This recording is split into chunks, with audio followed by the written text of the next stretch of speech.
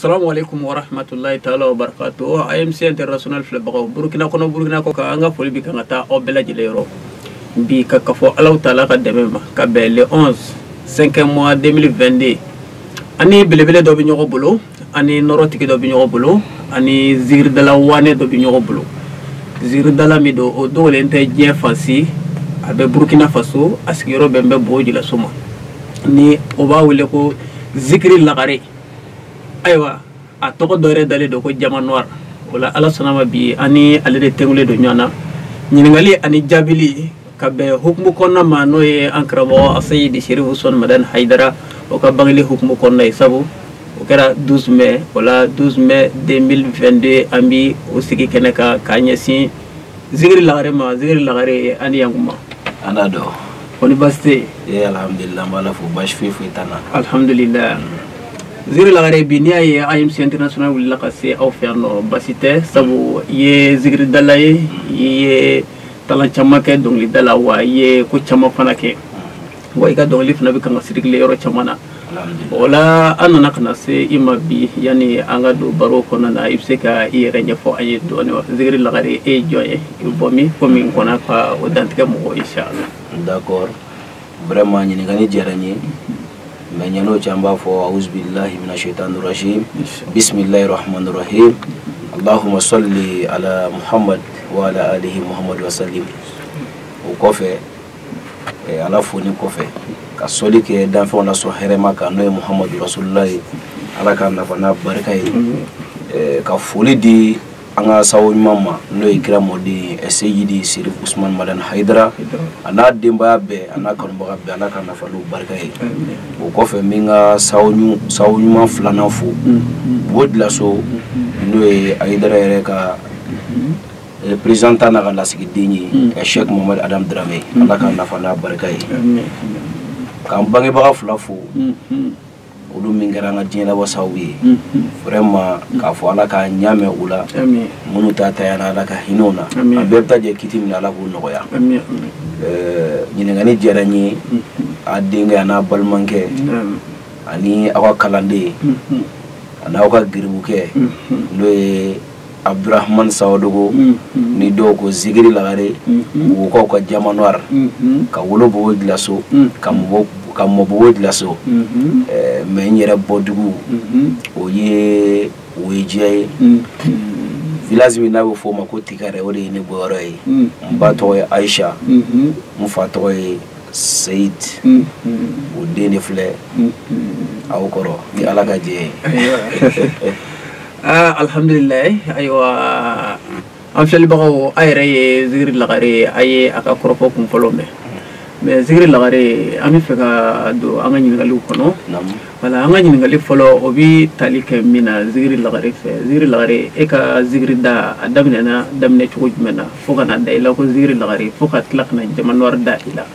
ona na chugo jumena ibstega mo ko na kolya alhamdulillah vraiment o fana jarani ne ka zigida damne na cogo mina amma fo kuma caman ba kono mais comme wakati tan permettre ka adante ke don doron abisa faamu cogo mina en fait fami ne do zigida la mba fo kalan dogli dala munu kumbe na fara wajulu be walma ko do ka kessa kalan dogli dala ka na ka donglu dada bo konnu kun kadne ko jugu ni kunye mo yo bika ala kira kosma walma ka manyon tanu vraiment kun kadne yere fo atake bo madola nyere bi sigi be nkeleme se ka to a dada tellement que a kanu be na kadinyi bo wati cher languma do ko kanu a kanu fe do nongu minake mais mi barka da jone kuna di sawu nyuma fitrole kafiri di ni yare terike ani balmanche no badiya sebay wala bo ale de kumbe zigiri da kachaya ne kuma de ka zigiri da kachaya ko mi nyafo e tugum na kalan dongli nu wajulu ke worola walma cérémonie do me sanga yoro ni fennuna ale de kuma ke mais ne reka le nyaayi wajulu ke worodi Adjarani, alhamdulillah, ni regerla la fana. Ka apprécier en même temps à féliciter quoi. Faut qu'on a qu'un duna nyogona. Un duni nyogona le sisa. Na le kumita zigirde yorola. Wa kuma kanne katuako. Angata. Awati na kumandi ni. Bot moran rebi ame muriti nyogon bolo. Ame forcer tuko be ngata. Che yere la. Ngume muriti. Mais alhamdulillah. Côté mogo ni ma farasi ibi tugu tere mi woga chaya ni ma sonda don do yere ba tan ga barala alhamdulillah antora nyogon côté fo ayre zigiri ko na janere donc morona tara kuma le kelen de bitat mado nay doninge muso ba lamine comme lamine kala tayra ko ne rebe pour mado min kan filala doni quoi alhamdulillah kuma ka jam biska fodoron en toro de fait nere nana nyere do zigiri ko kono nyaaye maroni yere yi doke mo bi féliciter vraiment kamele yere fana ka fsara de ikanga di doni ya obi nyere encourager te bon ngo pourquoi pas akadnere nini ni mo ka ngaprecier la wando mi ka ke min am ka ke ala de kama ala kama kira kama o kuma ala kama kira kama mbo foka faraka war kuntara foi kuntara a jaranye ma ko mi ka ke ala kama kira kama Allah ya fam bon nana yi bon comme déjà ala ko do a jarane re fana yi pourquoi pas ntake donc ne sinaka do ko konote wala akuma kono ka dum mais misaka dan yoro na dron pour que mo ka se ka famu a jara nyere de fana ani nye mo do de fana yala donc on no fait tout nyere fana donala musa fo ne ka zikira da menna te ya explication fitini albi ala ka sawi magani amina rabbi awi merci zikri la gare bu ko ka jaman noir albi anale de bi ñoko bulu komi anya fo aw yi chuamna aywa me zikri la gare yi afoko ini zikri seba ale de kumi wele abit ñoko no fe mais o wati akala sanju ñoko na ibsega awo fay misra sans quel min foyer 2001 voilà 2001 alors ya ko re basike o kera 2001 parce que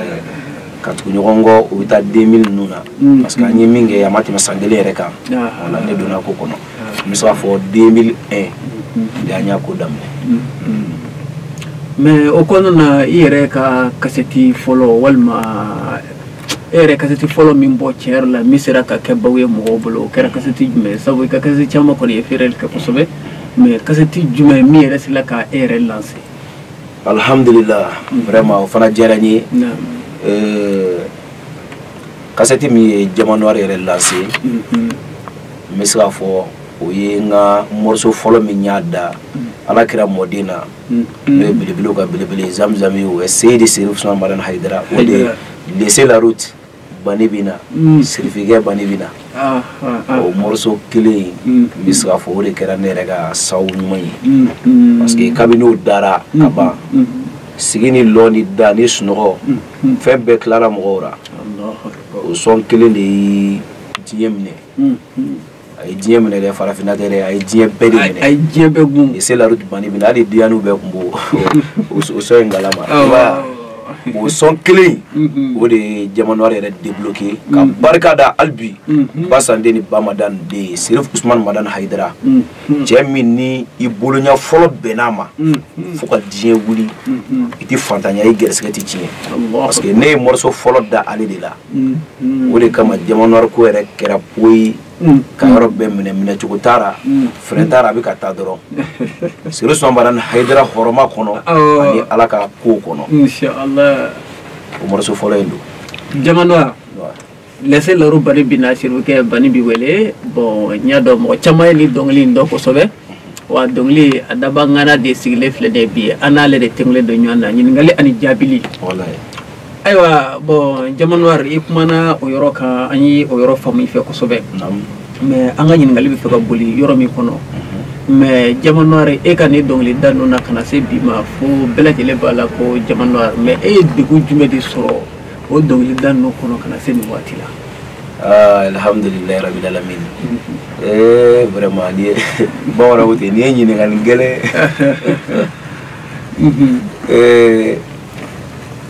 jamanor ka dongli da damne ka se bima jamanore gela mun sora kono gela chama nanga ma be fo bi ami shiara de a iya be sa fo gela ka si gela re fo jamanor abina fo sa li yere ko ngwa here mun sora ngo mo fo da kurunya kelen doro mateme gela sisa che o chara de o chara me ko wala nyini ngando lamen kala fana mako bi explication mina dala soro bo soro la ne ka dong dadam ne ka sebbi vraiment amba fo anye de chama soro la parce que ni ya jati mine on fana bi dong sigi dala kuma mina wa soro ziri ko kuma famu ama fo anye mo fole ka do walma anye chokoroba yala mais an bi do wakati mina sey yere la soro ziri ko kuma famu c'est à dire que frère kunte min la gosi no ka se zigiri ma na fara ku ye zigiri dala yere doro e ka bandore o ili here farana ibi kuma chama me quoi parce que mo ko mi ka zigiri ke kola malangulu yae wal ma mo mu baratu la quoi kitiga bara bebla na fara wajuru be wal mani sangako kera kata dongli da ka mo tasi mo kuma valeur de ko nuna ya famwa bon amu do zikir la wakati na kenano wakati de bo ibado ko mi ma fam folo o damne baga ko ni ibado ni here kon o ko sege don o sege voilà ando to zikir dara wa soro do ko nu kuma fam donc vraiment damne to an sege na kuma chama me la bushura bon na kuma chama sino sigi daw yere la teriya saraw bara sari gani jenyo korokoro munu kumbe ko chama kera quoi vraiment amiska fo ka damne were la on ne ga segen damne na depuis voilà iba don armade ni ka ko damne ni mo girna ka soyé aka chala fe bi deme baka sorala mais ni be banira bi sige parce que mo tini deme donc misra fo de ba damne cher la de ko kera deme côté ni mo ye nyana ko o gelera mbala fo mbala barkada ka barkada siru so madan haydre ka barkada ngasawu flana no Cheikh Mohamed Adam Dramé parce que ni toura barkatigi ko ma fo ti sige mais ka finition meni o fana ci sika fo ma fo ni toura barkatigi ko ibi nyede iti sige de mais i ka finition meni sika fo itara sika to mais sika fo lo no fetugo ne ko ne sige na kono parce que barañ anya damne mogote mi nguma wele ga foanye karsa ika barañ akay men ni mene ki yere deme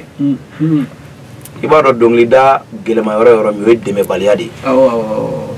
dongli da yere gelya fefe ba ko deme baliadi artiste kelenti sika ke foye o artiste kelenti sika ka baraka foye fo mogodo di ka faray kan ki i tinti ka barala o kɛra ladinikan ye o kɛra k'i dɛmɛ ni nafolo ye ou bien k'i dɛmɛ n'i ka baarakɛminɛ ye o kɛra fɛn fɛn dɛmɛ sugu bɛɛ n'i y'o sɔrɔ i ka baara bɛ se ka nɔgɔya i bolo mais tiɲɛ yɛrɛ la anw y'o gɛlɛya sɔrɔ parce que an y'a daminɛ n'i fana taara n'i ye dɔɔni min sɔrɔ i b'a bila gɛrɛfɛ n bɛ ka laisser la kuma min fɔ i ye ne bɛ taa kɛ studio la don min na o y'a sɔrɔ studio tun ye 4000 de ye 4000 ne nga kelen fulaw fara ɲɔgɔn kan cɛ wari bana ka se 4000 ma ne ko y'a to ala ma cɛ i b'a fɔ jo ye e bɛ taara fɔ minnu yɛrɛ a man d'olu yɛrɛ ye i bi ala de minɛ sisan donc ne ye 3000 de sɔrɔ si je me rappelle kana Cisco fɛ studio kɔnɔ kana a y'a sɔrɔ n t'a dɔn yɛrɛ o y'a ko fɔ n nana kana sɔrɔ n y'a wele a ye ɲɔgɔn k'a ka di n k'a ka di n ko ne bɛ fɔ sɔn de kɛ mais prix joli a ye prix fɔ n ye n ko tiɲɛ yɛrɛ la o tɛ ne bolo min bɛ ne bolo 3000 de bɛ ne bolo n'i bɛ n dɛmɛ n'a tɛ se yɛrɛ fana ne bɛ segin ni ka 3000 ye alhamdulilah n b'a fɔ n bɛ to nin yɔrɔ in na n bɛ barika da Cisco ye k'a fɔ ka barika da hali bi ala k'a bolo mɛn a ka baara la arrangeur Cisco le seul arrangeur o y'a tubabukan ye arrangeur kelen min tora dugukolo sanfɛ bi Cisco don kunu Cisco bi Cisco diɲɛ bɛ wuli Cisco a tɛ yɛlɛma ne dara o la wa mbo confirmer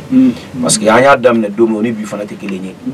o don a jɔra n jigiya kɔrɔ 3 de y'a d'a ma laisser la route bani bɛ na k'a morceau kɛ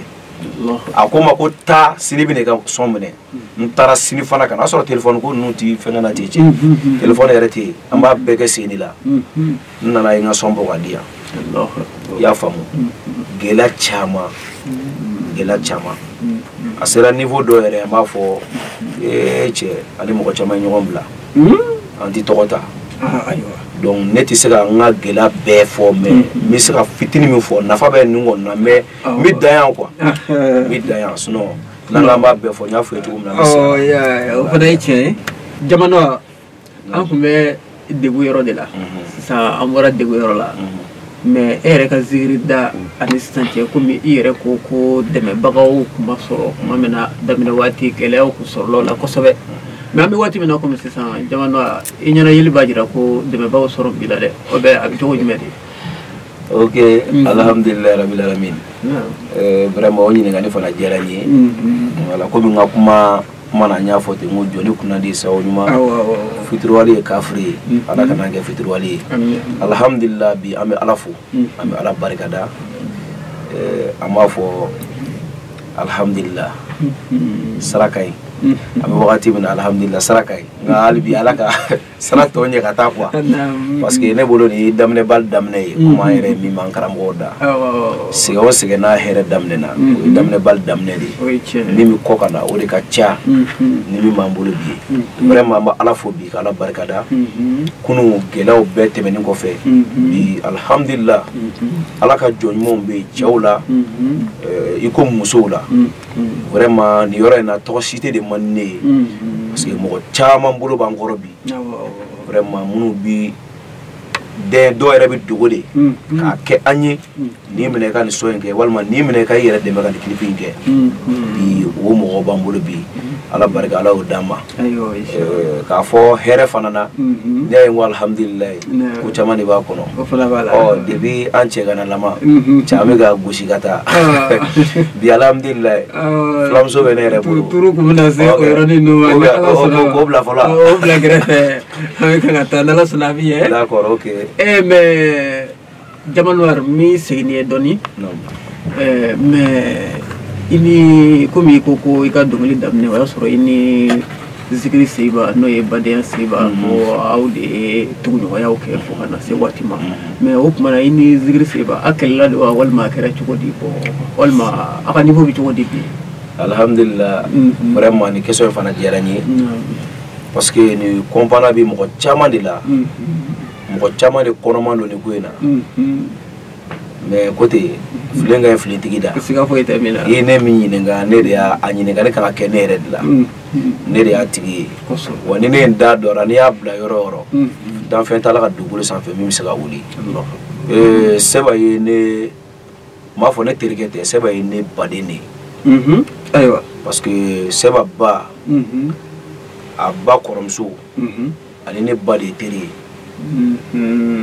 voilà o ba kɔrɔmuso ni ne ba olu de ye teriya kɛ i y'a faamu olu de ye teriya kɛ a bɛna fɔ an wulila k'an baw sɔrɔ teriya la quoi k'a sɔrɔ an tɛ ɲɔgɔn dɔn yɛrɛ mais alhamdulilayi sababu nana kɛ an ye ɲɔgɔn sɔrɔ sira dɔ de fɛ ne ni Badenya Seba ka ɲɔgɔn dɔn yɛlɛ dɔɔni b'a kɔnɔ quoi yɛlɛ dɔɔni b'a la hakili b'a kɔ o y'a sɔrɔ cɛ an bɛ denmisɛnninya kow kɔnɔ ni san kun nana des fois an bɛ taa cɛncɛnw cɛ k'a feere ka taa essayer k'an ka besoin kɛ n'a ye o wagati sɔsɔ dun de tun bɛ sanga na ya cɛkɛ feere wulada fɛ 18h an bɛɛ bɛ taa sɔsɔtigi dɔ tun b'an ka yɔrɔ la an bɛɛ tun bɛ taa yɔrɔ la an bɛ taa sɔsɔ donc ne n'ale yɛrɛ ka ɲɔgɔn dɔn fɔlɔ kɛra cɛŋɛncɛ yɔrɔ de cɛ ne ye n ka cɛŋɛncɛ ka bila ka taa n da ka sunɔgɔ ka wuli o dugusajɛ n ko n bɛna n nana sɔrɔ Badenya Seba de bɛ dingɛ kɔnɔ a b'a tulonkɛ ne ka cɛŋɛ ya ne nana cɔ a kan ne ko n k'a ti yɛlɛ n ko fɔ an ɲɔgɔn belekuru wa kɔrɔkɛ dɔ bɛ yen n'o ye papa ye komi bɛɛ b'a dɔn cogo min na ni ne yɛrɛ m'a fɔ n ko ni ne ma nin expliquer mɔgɔ t'a dɔn parce que bɛɛ bolo dɔrɔn an bɛɛ ba kelen fa kelen ye quoi mais o de fana mama expliquer doni pour que mɔgɔ fana ka faamu ya donc an ɲɔgɔn sɔrɔ de la comme kɛlɛ yɛrɛ ma ko ale la ni yɔrɔ in na n bɛ hakɛto ɲini a fɛ n bɛ ka n da dɔn an ka passew kɔnɔ donc a taara kɔrɔkɛ wele ka na ne kama y'a lɔ dɔ bɛ se dɔ la dɛ i bɛ se dɔ la dɔ yɛrɛ bɛ se la an y'o cɛ ten ne ko baasi foyi tɛ n ko ne fana kɔrɔkɛ dɔ bɛ yen n bɛ t'o wele ka na i y'a faamu wa donc o histoire de passera ani ɲɔgɔn cɛ après fo kana kɛ bon an yɛrɛ nana ɲɔgɔn ye tugun an ye nin bɛɛ ko wɛrɛ ye ka don ɲɔgɔn na sinon a daminɛna ten de quoi mais cɛ in yɛrɛ la kabini an ye ɲɔgɔn dɔn fo ka se bi mɔgɔw k'a lamɛn o tulo b'a la foyi tɛ jama noir ni badenya sɛba cɛ walima badenya yaku c'est à dire que badenya fɛn fɛn ye badenya ye min bɛ ne n'o cɛ o ye badenya sindiya ani keleya ni teriya ni mɔgɔya min a b'a dɔn dan tɛ min na o de bɛ ne n'u cɛ parce que wagati dɔ de kɛra tuma dɔ bɛ se ka kɛ adamadenw a ka ko bɛ ɲɔgɔn kɔnɔ a bɛ baara kɛ ala deli kun ye an bɛ baara min na an ka évoluer mais tuma dɔ baara bɛ taa se niveau dɔ ma i bɛ taa sɔrɔ bɛɛ ka sara bɛ janya olu b'u ka sara kan bi u b'u ka projets u ka projets b'u bolo u b'u ka va-et-vient na bon ne yɛrɛ fana ka projets bɛ n bolo n yɛrɛ bɛ n ka va-et-vient na mais ala b'a dɔn an bɛ ɲɔgɔn sɔrɔ hali na a kɛra koma même kalo kelen walima kalo fila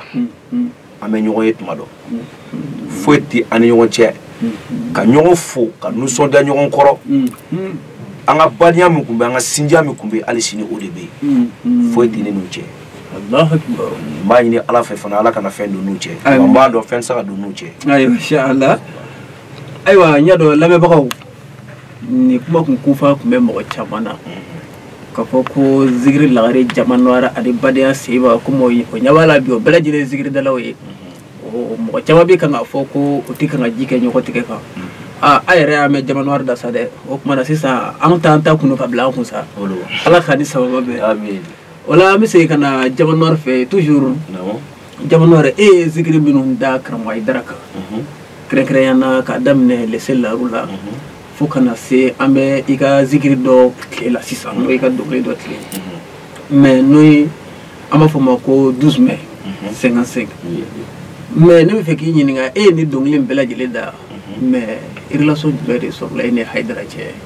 o bɛ depuis i bɛ kan ka ni dɔnkili da i ni Hayidara ma se ka ɲɔgɔn komi dɔnkilidala walima kuma caman ye dɔnkili da mɔgɔ min kan i mako b'a la k'a tigi ye wala ka wari min a fɛ walima ka fɛn dɔw fɔ a ye k'i kunko ɲɔgɔnnaw fɔ a ye mais e ni Hayidara cɛ bon o kɛra cogo jumɛn alhamdulilayi rabil alamin vraiment ni question fana diyara n ye parce que n y'o de fɔ anw bɛ i n'a fɔ Carrefour de a bɛɛ bɛ tourner anw de sen kɔrɔ ɲɛ bɛ fɛn fɛn na dugu kɔnɔna na a bɛɛ bɛ tila ka laban anw de sen kɔrɔ fɛn fɛn bɛ fɔ dugu kɔnɔ kungo kɔnɔ mɔgɔw ni ɲɔgɔn cɛ waraw ni ɲɔgɔn cɛ a bɛɛ bɛ segin ka na fɔ anw de sen kɔrɔ an bɛ i n'a fɔ Carrefour de i ye question posé n k'a diyara n ye min na parce que an bɛ minnu ŋununu fana mɛn quoi hali n dɔnbaga dɔ bɛ k'a fɔ n ye ko dɔ ko ale ma ne yɛrɛ ka ko faamu quoi ko san joli ne bɛ Hayidara kɔ min ka fasa da Hayidara la ko Hayidara yɛrɛ tɛ ne dɔn ko Hayidara den foyi tɛ min bɛ ne dɔn mais ne wulila n ka Hayidara ko kuma n ka Hayidara ko fasa fo n bɛ disi gosi n'a ye bon ni nin ɲininkali kɛra ne yɛrɛ la bi alhamdulillah si bɛ n'a tɔmɔ minɛn kɔnɔ n'Ala sɔnna an b'o fana baara ci o ye fɔ lahara baara min tɛ tugu o ye nin ye alhamdulillah ne tuguni Hayidara kɔ ɲininkali ne b'a jaabi fɔlɔ ta yɔrɔ ye ne fɔlɔ déjà ne ka tugu Hayidara kɔ nka ne min kun bɛ ne na ne ma kanu don si Hayidara ka ne dɔn o ye ne ka jaabi fɔlɔ ye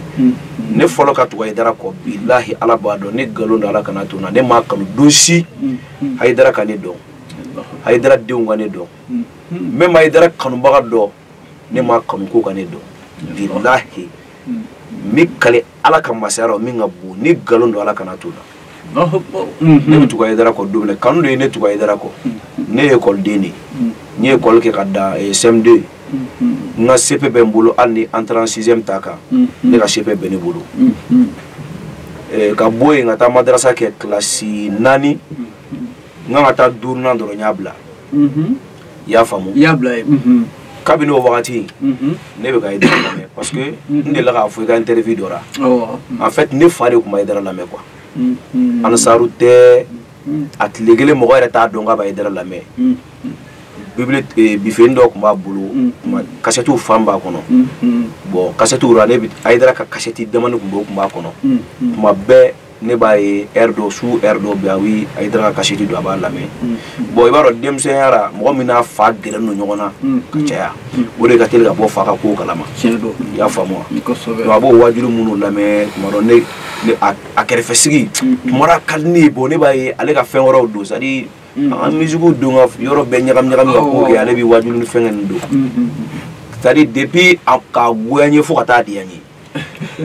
i y'a faamu wa ka goya n fo ka taa diya n ye k'a kɛ hali n'ale yɛrɛ tɛ yen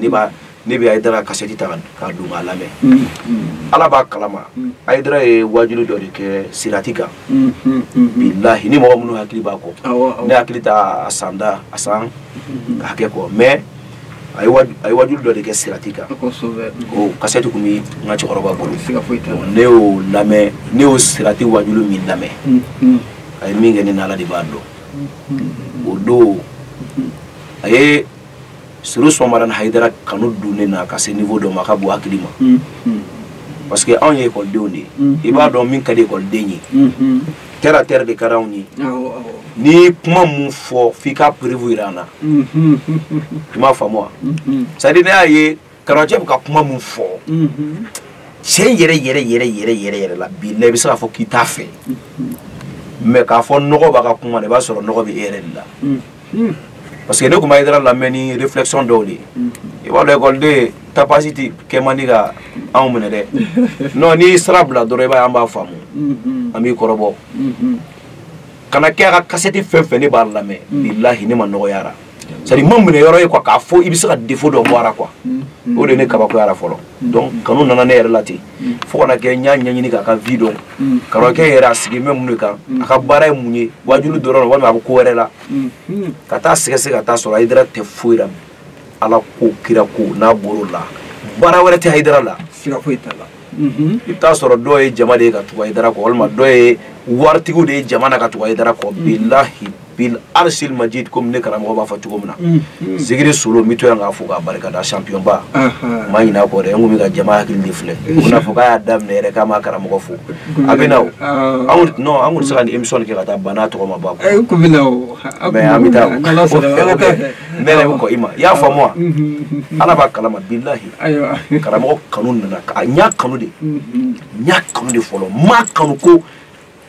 n bɛna dɔnkili yɛrɛ dara fɔlɔ dɔnkilida nana da kɔnɔ alhamdulillah i bɛ fɛn min ye n na fajirida fɛ n'o dira ma ka sɔrɔ dugu ma gɛ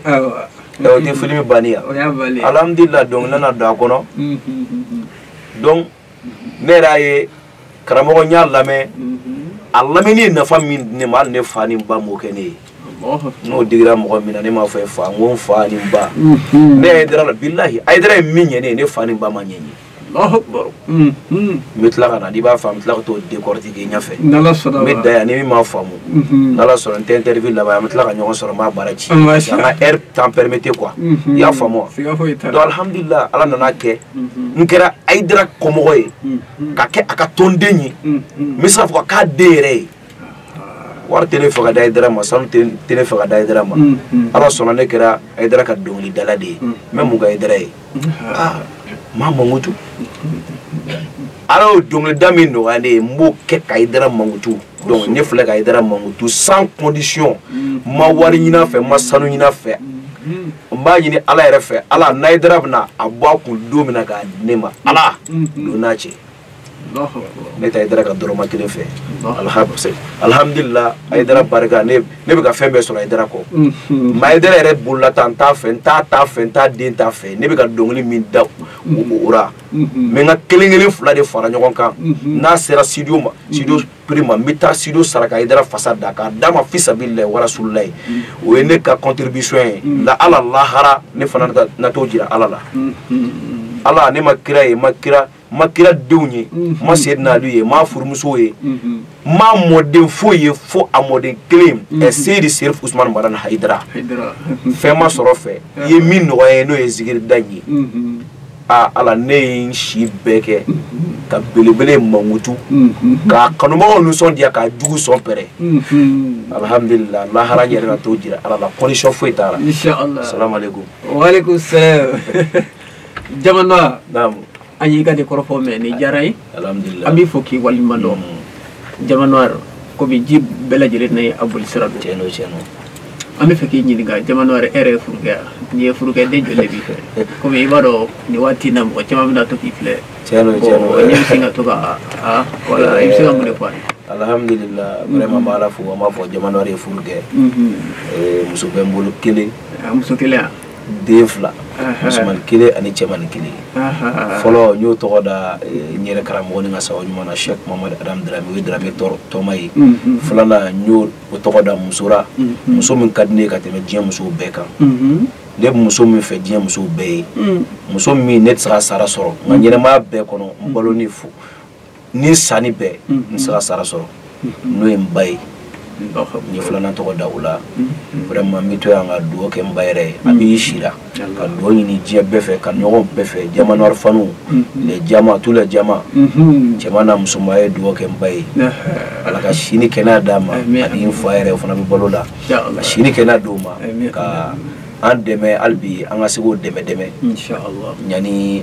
waqtu je aywa ala kanu min sisa inshallah salli ala rasul salim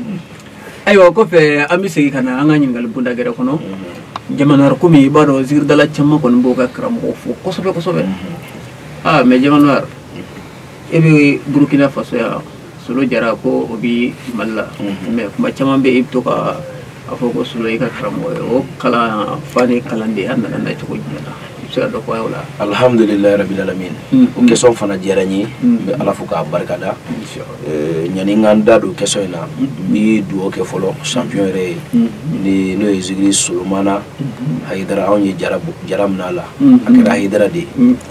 ka do ka yeshini kene ala ko dama amin ya rabbi ana demba be laban ko nyuma ala ko dana ma abi mi fe nyene ma ko ala ko kaya abi sara mi nyene ma ko no dien ani la halala kana kisho amin ya rabbi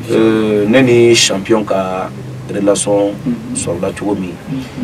fo karamogani kalandeya dona kono nyode fo komi nye karamogota expliquer chugomna ne ka ko betene en fait ne ka ko yi kanu ko le sadi ni ne fe sege ka don chembara ka ba bi jane wa ni ne fe kanu ne bi ke ufe ala kan kishi al ne lo kanu shisa billahi bami ayo mais ala kan kishi inshallah ne ka ko bete ne ka kanu ko de ti tloye quoi fe na jera ne ni ka bandro ne ba ke allah akbar mais nga ala tanu ye minye mba sege ka anyuma na juguman don ka soro ka mfila kono ne champion ga dongli follow mi meno ya ka sanele mi profiter ka bade ku fana ka tofo ni yorena bade ku parce que tuna mo tofo ya lo champion ko na le na zigidala do fana soro bon amu ye kalan dewni ma chama amu mi do fana lame mais ngoma flek le ga fe mbarla kana me ko kira mamadu sana yele ala kira mamadu sana yele la kira mamadu sana yele ala kira mamadu sana yele la iye nebe mi wasila me jamae mali kono doni mbawe beki klojone kalangana kira mamadu sana yelela mene ke kankara mo hakili jigi nere ko tu as sora yakude ko mi ga songer quoi ne ko mo ni fana dum la jumae mo pour ganeti ne ma le ga dum ni lame en même temps les soldats font ko champion bo zigri soro ya fa moi bo asoro ni ta don quoi ne ko mo chen yere la mo be dum ni la de nga ga dum ni kay ya fa mo après nana yetu sarela ko fa sondo bo akli bi fra bo o soina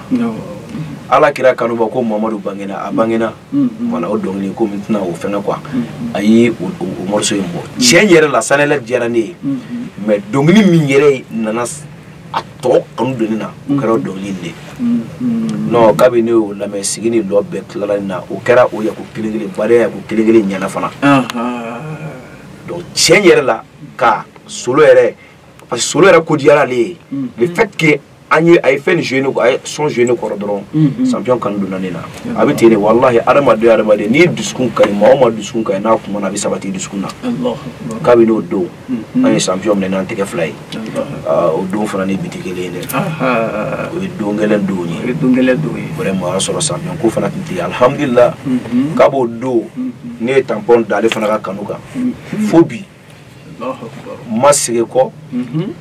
mununu kan caman bɛ kɛ n t'a lamɛn sanw pɛrɛnna bomuw cira marifaw cira dosoyaw kɛra waraw fagara ayiwa waraw b'a faga fɛngɛ jakuma waraw fagara wara tɛ faga dɛ wara ye belebele ye jakuma waraw bɛɛ fagara hali bi jamana de ye force tranquille hali n tɛ paniquer n tɛ yigiyigi yɛrɛ ne ni champion ka ɲɔgɔn dɔn daminɛna fo bi an ye ɲɔgɔn dɔn ten kana se fo bi kanu dɔ de bɛ ka fara kanu kan n'ala sɔnna dɔ ti bɔ a la o diyara an ye jamana komi waati bɛ korona an bɛ koro waati nɔfɛ ni ka se ka a kuncɛ mais ne tun bɛ fɛ ka ɲininkali dɔ kɛ jamana la jamana ayiwa komi i yɛrɛ ko dɛmɛbaga ko waati bɛɛ an b'a ye mɔgɔ min kɔni ka dɔnkili ni waati na ne ba ye a bɛ ka circuler o de ye ko Ibe Watara jamana Ibe Watara o fana ye jumɛn ye jama diyara n ye a bɛna fɔ i da sera jugu faga marifa ma jugu faga marifa yɛrɛ o de ye Ibe Watara ko ye ni tɔgɔ kɔrɔ ye ayiwa Ibe Watara tɔgɔ de ye ko jugu faga marifa n kunnafoli walima i ka bɛɛ kunnafoli Ibe Watara jamana jatigi bɛɛ ka d'a ye cɛ fara muso kan n b'a bɛɛ fɛ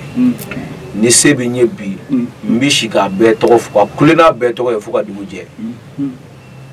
mais i ye komi i ka ɲininkali min Ibe Watara de kan n bɛ Ibe Watara fo k'a barikada ne Ibe ye ne terikɛ de ye o fana ye histoire diya n ye ne ni Ibe ka ɲɔgɔn dɔn kuma tɛ se ka kɛ bi ala tɛ se ka kɛ tile fila k'a ban mais an ye ɲɔgɔn dɔn don min na o kɛra don gɛlɛn don na ne ni Ibe ye ɲɔgɔn sɔrɔ ɲangologo ne ta ni ye fɔli dɔ la n'o ye kɔɲɔfɔli dɔ ye kabini Ibe y'a mɛn ko ne bɛ na a yɛrɛ ko ten ko ale ye ne kanu parce que ale tun bɛ champion de ka dɔnkili lamɛn ale ye ne ka laisser la route mɛn don min na ko tellement que champion ka d'ale ye k'a ye champion ɲɛnafin bɔ ale la quoi Ibe y'o fɔ ne ye donc n ta ni ɲangolo a déplacer ka taa n ka animation kɛyɔrɔ la ka sigi ni ye ka baro kɛ ni ye o don ala b'a dɔn fɔli daminɛni ne kɛni ka karamɔgɔ Hayidara Mamutu fɔ a sigini a mɔnɛna de o y'a sɔrɔ a tiɲɛ bɛɛ tun ye 200 ye 1000 francs bilahi a wulila n'o 200 de ko f'a k'a di ne ma bon ne yɛrɛ fana y'ale yɛrɛ position ye k'a ye non a nana cogo min na n y'a ye cogo t'a ye quoi ne ko a ka sabari ka 200 in to yen non a ma sɔn n ye ko bɛɛ kɛ a ko k'a tɛ se c'est à dire ko n y'a Hayidara fasa de da diyara ale ye ni magara Hayidara k'a donna ale la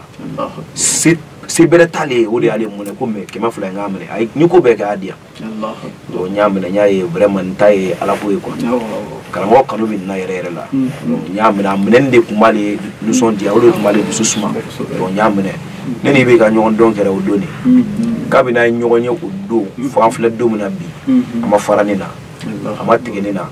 fɛn kelen bɛ Ibe Watara la o ye Ibe Watara diya ne ye n'i bɛ fɛ Ibe k'i haramuya e ka taa fɔ dɔrɔn ko jamana ye nin kɛ même ne y'a sɔrɔ ni n y'a kɛ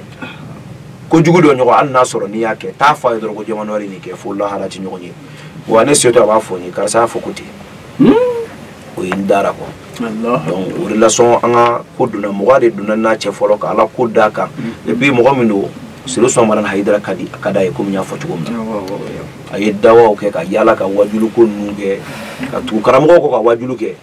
i y'a faamu a ma dɔn ma ka tila ka bayɛlɛ du yɔrɔ minɛ Siré Soumaoro Hayidara kama donc o an tora o ko kɔnɔ fo kana se an filɛ don min na komi bi relation ba de bɛ ne ni Ibe cɛ ka na jatigiya ni ko do akono bon amani nere nga fo ko jatigi do ne bi balmaya ni sinja ni teriya ne bolu dita wala mais abika abe jorom na we jatigi ya jore aywa ibe watara bi fo ko chamange jawon war sigini fle goro ala barka kira barka kan mo barka ibe watara barka mais jaman wara ke to yani kat me doni mais ambi kan me ko ibe watara de mobile di e ma okmana o ko ese dalugola iga mobile ko ko saw balay do watara de we nono gane dalugola kilintura jaman war ka ke mobile tige bi o saw bora ibe watara dilla ja folo mi ne wele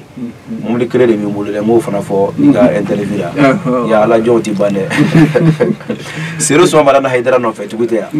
abere ba kono aw ma dara mobile ni fonga ma nyo fo ga teme alhamdulillah bi ala e jondo fana bla muni o rekoni bi no be ko sego kanyi ibe de mobile di jaman warma o fo die be ka no bora chema mobile di ma musuma di ma akanu bi dora angana nyuma bi dora ka ke ala ma seku ye mais ala ya seke ale de ka ngane nyuma ya do arafana wa aya kariya fana soro ka ke ibe watara de adi rafka kura ama sanga dinema de abene aba dinema do ma yenwele de waso te me na kera chugo na ngafoti ka na fulo mugo jati a million hake jati ka do tige kono ko tiga mum lisa min ka di yere Allahu akbar ala ka nasara amin ya rabbi ka fo ala ka ya na fulo borom na ala ka milliard chama bla amin inshallah ibe ti sasisa na ala sona ala ka fa de inshallah ne solo sel ne do ke ibe watara de mo ala balo ala ka fa de parce que ala ko ti famu ya wara masaya ka ne ma kaligulu marobe nala ma fare gandoro ya be fernu do keke bon ando di dimi me ala sabari ala ka ibe mangoro soli ala rasul sallim aywa ko bi anya fofo ci ko mina wati dum ko na okay nala sonama ani jamanor ti farañona ami ñoko soro interview gere la inshallah mais jamanor ma kunce mana ani folika krenkere ani do ni ka ke ka ika biga interview kunce alhamdulillah rabbil alamin vraiment a jara ñere bi ala fu ka barkada ka tlaka aw yere fu jone kuna di saw ñuma ni ya ye bi mo bina ni image soro o saw bora aw yere da no AMC international vraiment ka fu ka barkada ka fu ka ko ñuma no ka tlaka do ka aw ye bi on zigir dalaw ani karamo wajulu kelaw an mako te do were la an mako be na ñogono de la parce que ni ya jati mena bi ni mone de be Burkina be wala quoi wallahi ami siga nya be jamana were mo la ubika senu sigi ubika plateau sigi ko carte su wele surtout zigi dalaw be ta exprimer be ta do fo ire be bi dongli da mo ta do ibi chogomi ga ko be chogomi la ya fa moi mais jamana wara mo aya olu bi ka ke ubu artiste wele mi ba kono ka fo abita fo ka no yere ka don artiste nya bi ka baloti abi ka vite ya fa mo abi ka saobi e mun ti ifaso kono ka no ba mun bu fo jamana wara olu bu ka ko kalama cher la mala fo ka barka da ka fo bi media kele mi fana bi ka mone bo ona we awde AMC ala ka no sara ko fe mi duo minke ami wati mina jamana beka kala Burkina Mali Côte d'Ivoire la Guinée farafin du die beka kala anga jamana nu ala ka nyasuma fitna ani balawu ala ka ba kono jamana nu ala ka hera do kono surasu munu bika ni mika bone vraiment amino yeshu amino yetle anyu kalfa ala ma ala ko koroshi akara mo ye do munu ke kan yere ta daw ka ala ko koroshi ala ko kisi gere mala ko kisi baloma mo ka ba nga jamana mene ala ka mene mo ko ba jamana nyasuma ala ka nyasuma ka do ke ambi Burkina be fo ka die be fo anga jamana tigu mashallah ka karamo be fo ka labe baga be fo inshallah ka jamana war fanu fo ka champion fanu fo ne ka foli be sigi de la be ni ala fe munu farma ala ko keleya amin an yere ala kan keleya amin sawo nyuma ala ka kanye laba ko nyuma ala ka dama kila na sumo barka ko so solli ala rasul sallim alhamdulillah lame ba ani flebao ni kuye ani jamanwar kuye nyambolo meni ala sonama jamanwar ka interview maba ami nyogo soro chengere wala ama foko ala ka ambe chengere wa salam alaikum salam